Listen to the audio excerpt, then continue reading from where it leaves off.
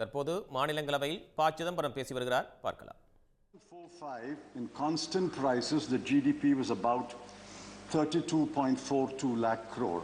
I'll leave the decimals out. Let's take us 32 lakh crore. In 2013-14 when the UPA demitted office, it was 105 lakh crore. A little more than 3 times. Since then, what has happened? In 2017-18, it was 131 lakh crore. 2018-19, it crept up to 139 lakh crore. In 2019-20, it was a slower crawl to 145 lakh crore. And in 2020-21, the year that is about to end, the first half was about 60 lakh crore, and the year may end with about 130 lakh crore, which means we are back to where we are in 2017-18. 3 years of incompetent economic management, and the Honorable Finance Minister took exception to my using the word incompetent. I can't use a harsher word in Parliament. I'm using the mildest word available to me. 3 years of incompetent economic management will mean that at the end of 2021, we will be exactly where we were in 2017-18. Please remember, sir, in the last year, not entirely because of the government, because of the pandemic too, 120 million people lost their jobs. That's 12 crore. 64.7 million dropped out of the labor force. And out of that, 22% are women. Only 1 out of 11 jobs are held by women, but 4 out of 11 who drop out are women. 28 million are today registered in the employment exchanges actively seeking jobs. 35% of MSMEs are closed. Come to Tirupur, come to my town. Where was this bakery? Closed. Where is this workshop? Closed. Where is this laundry? Closed. The reality is there is no demand in the bulk of India. I'm talking about a relatively advanced state like Tamil Nadu. Imagine what the situation will be in relatively backward states like Bihar, Uttar Pradesh, Orissa. My heart pains for them. I'm not happy they are backward, but it will be worse in those states. Sir, the answer to India's economic situation is to take the advice of well-meaning critics, distinguished Indian economists who may be in India, who may be abroad, and address the structural issues facing the economy and immediately address the needs of the poor people. This is what my colleague Mr. Sibal said yesterday. You have ignored the poor, you have ignored the unemployed, you have ignored those who have lost their jobs and still looking for those jobs. You have ignored the MSMEs which are closed down. You have ignored the jobs that were lost in the closed down MSMEs. If you ignore the bulk of India, who is this budget for?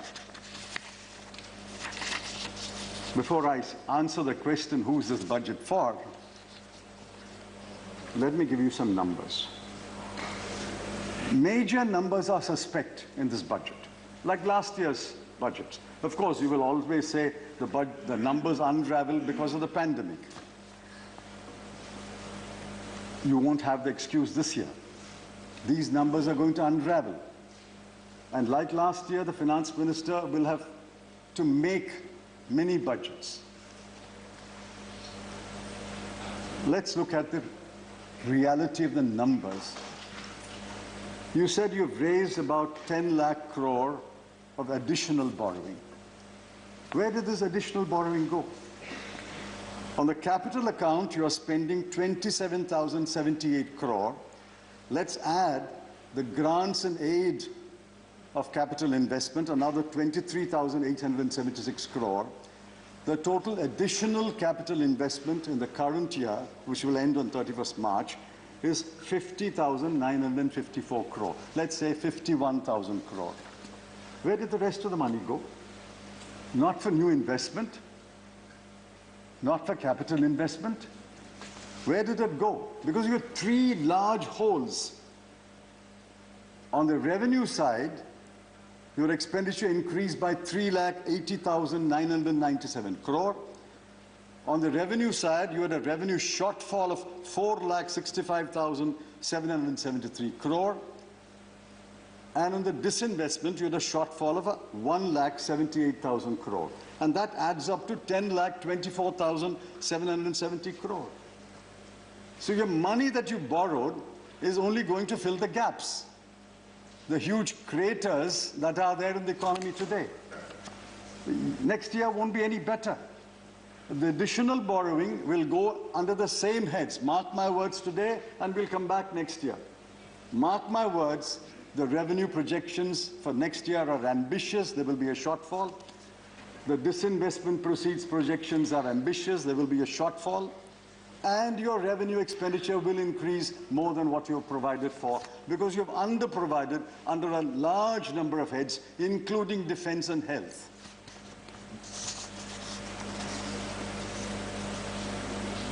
Next year, total expenditure increases by only 32,931 crore.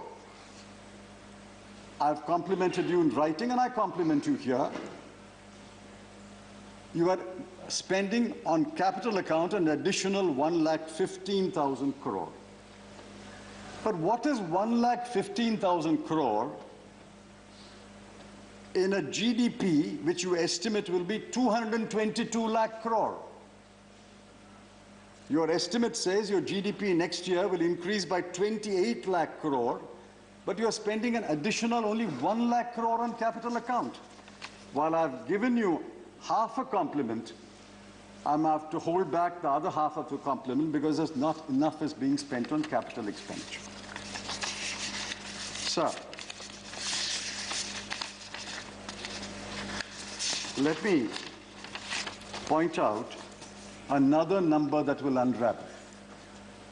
Your projected nominal GDP growth of about 14.8% or 9%. And then you say, I'll still grow by 11%. The math is bewildering. Inflation next year will be at least 5%, maybe even 6%.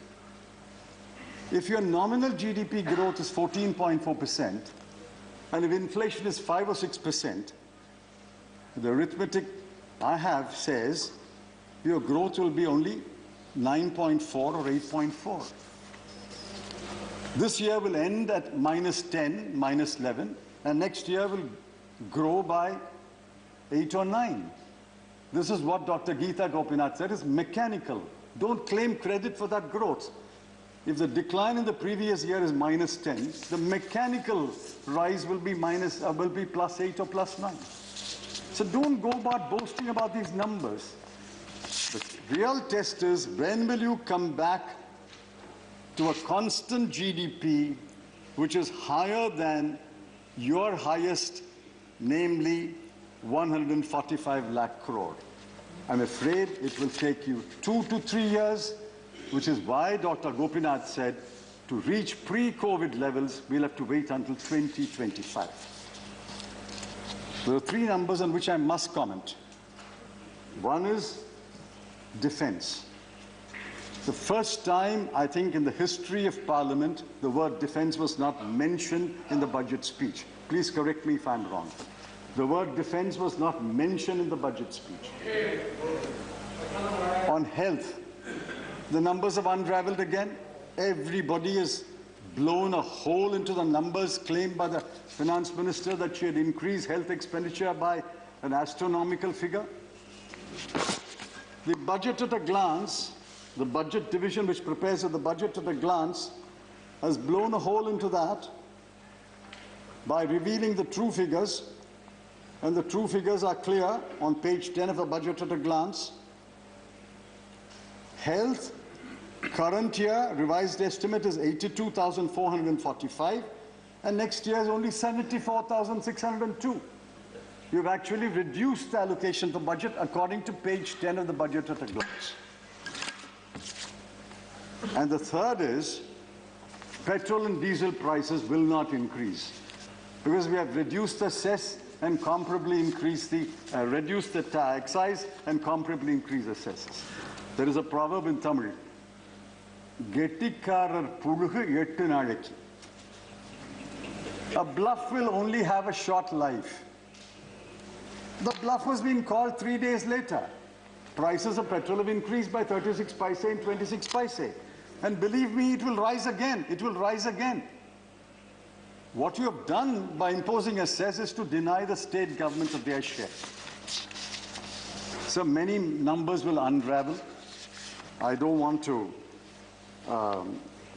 alarm or disappoint the Honorable Finance Minister, but I'm afraid many numbers will unravel. Finally, sir, I want to point out what is the text of the speech. The text is prosaic, bureaucratic. What is the pretext of the speech? The pretext is we have a pandemic. Let me tell you, we don't hold you responsible for the pandemic afflicting India, nor do we hold you responsible or give you credit for the pandemic leaving India. மத்திய budget நாட்டின் பொருளாதார சரிவு மீட்கும் வழிமுறைகள் குறித்து மாநிலங்களவையில் ப. சிதம்பரம் பேசி வரக்கூடிய காட்சிகளை பார்த்தோம். உடனுக்குடன் செய்திகளை தெரிந்து கொள்ள சன் நியூஸ் பெல் ஐகானை கிளிக் பண்ணுங்க.